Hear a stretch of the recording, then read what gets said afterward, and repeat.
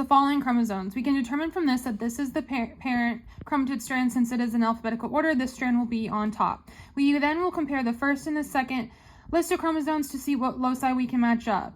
The identical loci is underlined in green, and the different loci is underlined in blue. From this, we can see that we have pericentric inversion because the inversion is including the centromere. The inversion is this KJ centromere I loci section, and we can see that this is inverted with the centromere compared to the I centromere JK section above. When we draw our chromatid strands, we will need loops. Loops are needed to maximize pairing of loci when aberrations occur. So as indicated with the period between the I and the J, we have a centromere between the I and the J, and we also have a crossover event at the J and the K loci. We will test run each of our strands to see whether or not it's viable. To determine whether or not we will make a viable gamete, we will need to ensure that we do not have duplication, deleted portions, or missing centromeres from our chromatid strand.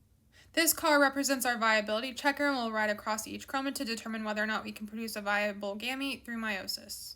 For our pink strand, we are able to move across without a crossover event, and we are able to include all of our loci one time, and we are able to include a centromere. Therefore, we are able to produce a viable gamete.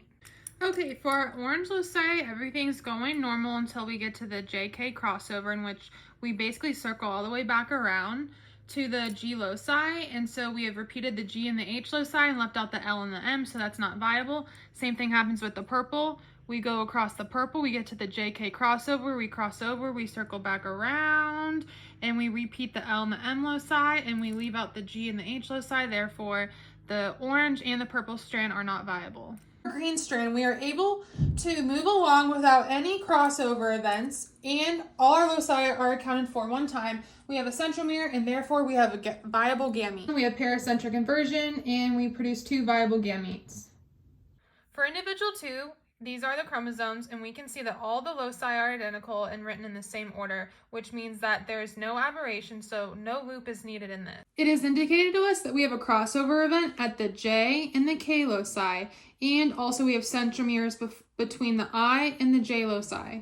For the pink strand, we go across and we include all our loci and a centromere, therefore that's viable. Same things happens with the green strand.